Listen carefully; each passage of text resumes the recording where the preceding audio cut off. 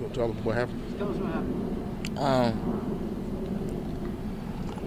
I know it was just like a normal day of school.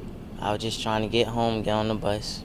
And as soon as I get on the bus driver told me that I was supposed to be on the bus. And today she gonna make sure I'm gonna get off the bus, so don't even sit down. So once I sit down, she pulled up to the administrators. And the administrators get on the bus. And they automatically thought I was on the wrong bus.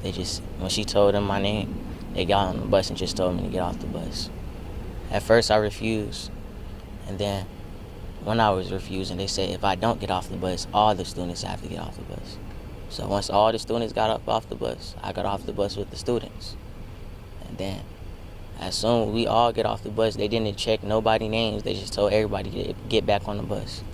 As I get back on the bus, they told me to get off, and that's when they called the officers. When I sit down, the officers had came on the bus. They asked who was the student they was talking about. And the bus driver had pointed me out. They came back. They asked me to get off the bus.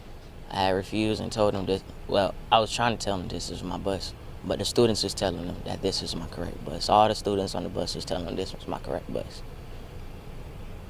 Then, out of nowhere, one of the officers had said, if you don't get up and get off the bus or we're going to tase you. I said, I still refused to get off the bus. And that's when they tried to pull me and grab me. And when I got back up, when I had got back up, he had choked me, tried to choke me. Then he tased me.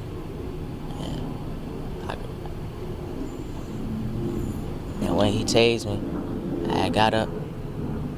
I don't know, my adrenaline was just rushing. And I just know that he tried to tase me again while I was getting off the bus. And I jumped off the bus. And when I was off the bus, they put me in some handcuffs. And the officer who tased me had started slapping me while my hands was in the handcuffs. He was slapping me, then he tried to tase me again while my hands was in the handcuffs. And that's when the administrators came back outside and tried to break it up. But he was already in the midst of slapping me. And when they broke it up, he was still running towards me. He was still trying to attack me while my hands was in handcuffs.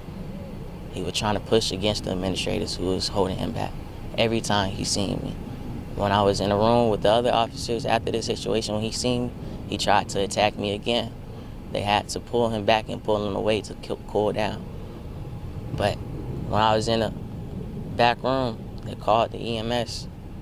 The EMS had checked me out and told them that I needed to go to Grady. And they said, no, I'm not going to Grady, I'm going to Rice Street. But the EMS told them, even if I go to Rice Street, I'm gonna still have to go to Grady first. So they volunteered, the officers volunteered to take me to Grady, and I did not go to Grady that whole day. I went straight to a police station, and they held me in the police station until they had gave me a ticket and sent me back home to my mother.